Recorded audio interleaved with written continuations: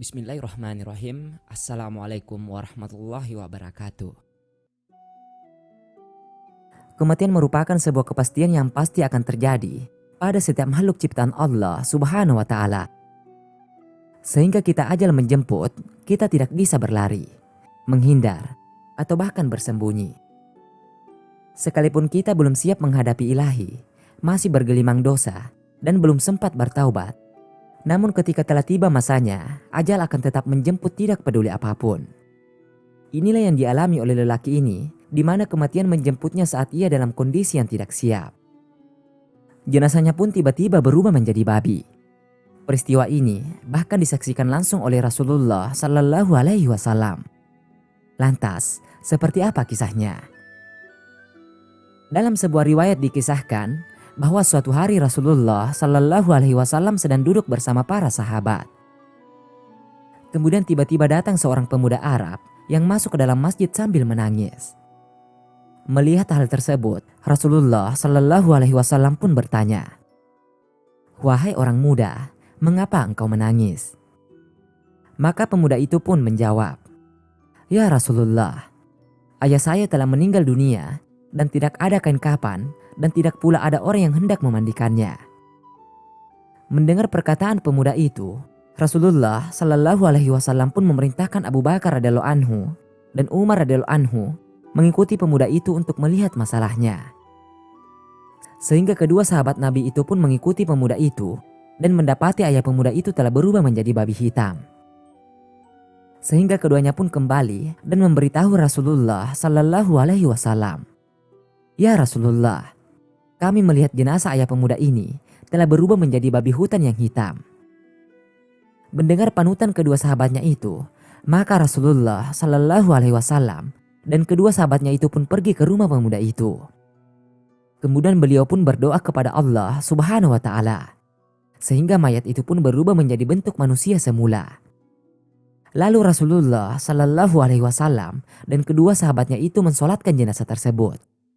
Akan tetapi, saat hendak dikebumikan, tiba-tiba mayat itu kembali berubah menjadi seperti babi hutan yang hitam. Sehingga Rasulullah Sallallahu Alaihi Wasallam pun bertanya kepada pemuda itu, "Wahai orang muda, apa yang telah dilakukan oleh ayahmu sewaktu dia di dunia dulu?" Maka berkatalah pemuda itu, "Sebenarnya semasa hidupnya, ayahku ini tidak mau mengerjakan sholat." Mendengar panutan pemuda itu, Rasulullah Sallallahu Alaihi Wasallam pun bersabda, "Wahai para sahabatku, lihatlah keadaan orang yang meninggalkan sholat. Kelak di hari kiamat ia akan dibangkitkan oleh Allah Subhanahu wa Ta'ala seperti babi hutan yang hitam." Kemudian dalam riwayat lain, diceritakan pada masa kepemimpinan Abu Bakar As-Siddiq radhiyallahu anhu bahwa terdapat seorang laki-laki yang meninggal dunia. Ketika mereka akan mensolatkan jenazah itu, tiba-tiba kain kafannya bergerak. Sehingga mereka pun membuka kain kafan itu. Dan terkejutlah semua yang hadir karena melihat ada seekor ular yang sedang membelit leher mayat tersebut serta memakan daging dan menghisap darahnya. Semua orang yang hadir pun berusaha untuk membunuh ular tersebut. Akan tetapi, tiba-tiba ular itu berbicara seperti manusia. Ular tersebut berkata, "La ilaha illallah Muhammadar Rasulullah. Mengapa kamu sekalian hendak membunuhku? Aku tidak berdosa dan aku tidak bersalah. Allah Subhanahu wa Ta'ala yang memerintahkan kepadaku supaya menyiksa jenazah ini hingga sampai hari kiamat nanti." Lantas para sahabat pun bertanya, "Apa kesalahan yang telah dilakukan oleh jenazah ini?" Maka berkatalah ular tersebut, "Dia telah melakukan kesalahan. Di antaranya adalah apabila ia mendengar azan, dia tidak mau datang untuk sholat berjamaah. Ia tidak mau mengeluarkan zakat hartanya dan tidak mau mendengarkan nasihat para ulama. Maka inilah balasan untuknya." Kedua kisah ini hanyalah sedikit dari kisah tentang balasan dari Allah Subhanahu wa Ta'ala terhadap orang-orang yang sengaja meninggalkan sholatnya tanpa alasan yang dibenarkan.